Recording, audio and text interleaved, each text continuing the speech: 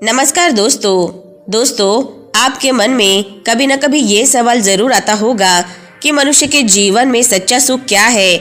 महात्मा बुद्ध कहते हैं कि जीवन में सच्चा सुख आंतरिक संतोष, आत्मिक शांति और सच्चे रिश्तों से प्राप्त होता है। यह भारी वस्त्रों, पद, धन या प्रतिष्ठा से नहीं, बल्कि अपने आप को समझने, दूसरों की सेवा करने और सरलता से जीने में निहित है। सच्चा सुख तब मिलता है जब हम अपनी इच्छाओं को सीमित करते हैं, वर्तमान में जीते हैं और दूसरों की खुशी में ही अपनी खुशी ढूंढते हैं। आज की कहानी भी कुछ ऐसी ही है। इस कहानी के माध्यम से हम आज आपको बताने जा रहे हैं कि मनुष्य के जीवन का सच्चा सुख क्या है। अगर आपके मन में भी ये सवाल उठता होगा तो इस कहानी में आपको आपके सवाल का जवाब अवश्य मिलेगा।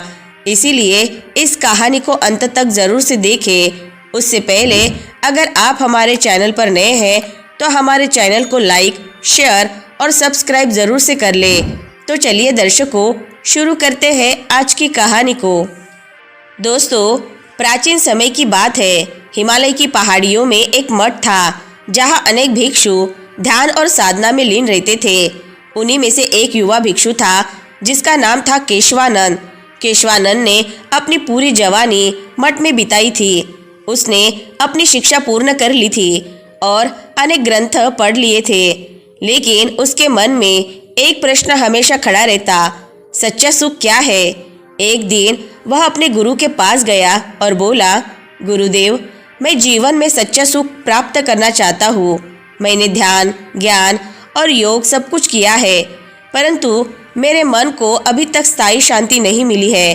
कृपया मुझे मार्गदर्शन दे। गुरु ने गंभीरता से उसकी बात सुनी और मुस्कुराते हुए बोले, सच्चे सुख को प्राप्त करने के लिए केवल पढ़ना या ध्यान करना पर्याप्त नहीं है। सच्चा सुख जीवन के गहरे अर्थ को समझने और अनुभव करने में है। तुम्हें इसे समझने के लिए जीवन की यात्रा करनी होगी। गुरु ने केशवानंद को एक झोला दिया और उसे मठ से बाहर निकलने का निर्देश दिया। केशवानंद ने गुरु के कहे अनुसार यात्रा प्रारंभ की। पहाड़ों से निकलकर वह एक गांव पहुंचा जहां उसने देखा कि लोग अपने दैनिक कामों में व्यस्त थे। वह हर किसी को देखता, पर किसी के चेहरे पर पूर्ण संतोष नहीं दिखाई देता। उसने देखा कि लोग कभी पैसे की चिंता कर रहे हैं तो कभी अपने रिश्तों की। उसे एक व्यापारी मिला जिसने बहुत संपत्ति अर्जित की थी, पर उसके पास फिर भी न सुकून था न सुख। केशवानंद ने उस व्यापारी से पूछा, आपके पास इतना पैसा है, फिर भी आप चिंतित क्यों हैं? व्यापारी ने उत्तर दिया, पैसा तो है, लेकिन मेरे मन में हमेशा डर रहता है कि मैं इसे खो न दूं। इसके अलावा मुझे और अधिक पैसा कमाने की चाह है। केशवानंद ने समझा कि इस व्यक्ति का सुख उसकी इच्छाओं और अपेक्षाओं की गुलामी में बंधा है। केशवानंद आगे बढ़ा और रास्ते में उसे एक गरीब किसान मिला जो अपनी छोटी सी झोपड़ी में अपनी पत्नी और बच्चों के साथ रहता था। किसान ने केशवानंद को अपने घर बुलाया, उसे भोजन कराया और उसकी ज़रूरतों का ध्यान रखा। केशवानंद ने देखा कि उस किसान के पास संपत्ति नहीं थी, लेकिन उसके चेहरे पर एक अजीब सा संतोष था। केशवानंद ने किसान से पूछा, तुम इतने गरीब हो, तुम्हारे पास केवल ज़रूरत भर की चीज़ें हैं, फिर भी तुम इतने खुश कैसे हो?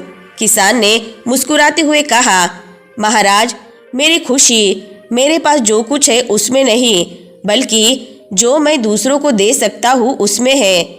मैं मेहनत से काम करता हूँ, अपनी ज़रूरतें पूरी करता हूँ और जो भी थोड़ा बहुत अतिरिक्त होता है उसे दूसरों के साथ साझा करता हूँ। मेरे पास देने के लिए प्यार है, समय है और सेवा का भाव है। यही मेरे सुख का कारण है। इस सरल उत्तर ने केशवानंद को भीतर तक झकझोर दिया। केशवानंद की यात्रा जारी रही और उसने अनेक लोगों से मिलकर यह अनुभव किया कि अधिकतर लोग अपने सुख को बाहरी चीज़ों में खोजते हैं, चाहे वह धन हो, शक्ति हो या सामाजिक मान्यता। लेकिन हर किसी की खुशी क्षणिक थी, अस्थायी थी। केशवानंद को समझ में आया कि बाहरी वस्तुएं केवल एक भ्रम है और सच्चा सुख इससे कहीं गहरा है। अपनी यात्रा के अंतिम चरण में केशवानंद एक बुजुर्ग संत से मिला जो नदी के किनारे एक छोटे से आश्रम में रहते थे। संत का नाम निर्लेप था। उनकी विनम्रता, शांति और चेहरे पर निश्चल मुस्कान केशवानंद को भा गई। केशवानंद ने संत से पूछा, महाराज, मैं सच्चे सुख की तलाश में निकला हूँ, कृपया मुझे इसका अर्थ समझाइए। संत ने कहा, बेटा, सच्चा सुख वह है जो हमारे भीतर से आता है। यह किसी बाहरी चीज पर निर्भर नहीं करता। यह हमारी इच्छाओं से परे है, हमारे आत्मा की गहराई में है।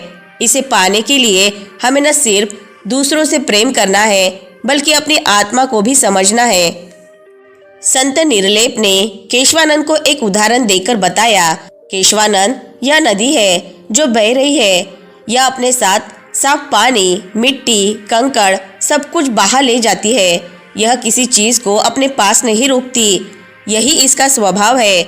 इसी प्रकार अगर हम अपने जीवन में आए हर अनुभव को स्वीकार करें, उसे जाने दें और बिना किसी अपेक्षा के दूसरों की मदद करें, तो हम सच्चे सुख की प्राप्ति कर सकते हैं। केशवानंद ने अपनी यात्रा पूर्ण की और अपने गुरु के पास वापस लौट आया।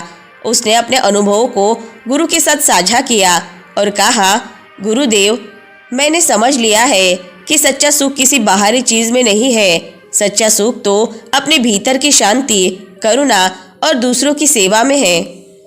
गुरु ने कहा, तुमने सत्य को पहचान लिया है केशवानंद। सच्चे सुख का अर्थ है अपने भीतर की शांति को समझना, बिना किसी लालच और अपेक्षा के दूसरों की सेवा करना। यही बुद्ध का मार्ग है। गुरु के इन शब्दों ने केशवानंद के ज्ञान को और अधिक गहरा कर दिया। उसने मन ही मन ठान लिया कि अब वह अपने जीवन को इस ज्ञान के साथ जिएगा और दूसरों की सहायता करेगा। दोस्तों, इस कहानी से हमें यह सीखने को मिलता है कि सच्चा सुख किसी बाहरी चीज, संपत्ति या मान सम्मान में नहीं है। सच्चा सुख तो हमारे भीतर, हमारे कर्मों में और दूसरों के प्रति हमारी करुणा में है। जब हम अपनी इच्छाओं और अपेक्षाओं को नियंत्रित कर अपने भीतर की शांति को पहचानते हैं, तभी हमें सच्चे सुख की प्राप्ति होती है। अंततः जीवन में सच्चा सुख बाहरी साधनों या संपत्तियों में नहीं, बल्कि आंतरिक शांति, संतोष और करुणा में पाया जाता है। बौद्ध दर्शन के अनुसार इच्छाओं और मोह माया से ऊपर उठकर जीने में ही मनुष्य को वास्तविक आनंद प्राप्त होता है।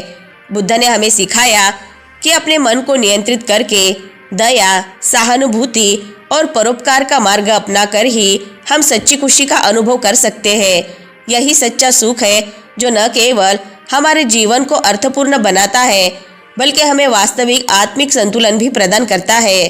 तो दोस्तों, आज की कहानी से आपको बहुत कुछ सीखने को मिला होगा। वीडियो अगर पसंद आई होगी तो वीडियो को लाइक, शेयर और चैनल को सब्सक्राइब जरूर से कर ले। मिलते हैं नेक्स्ट वीडियो में। तब तक के लिए अपना ख्याल रखें। धन्यवाद।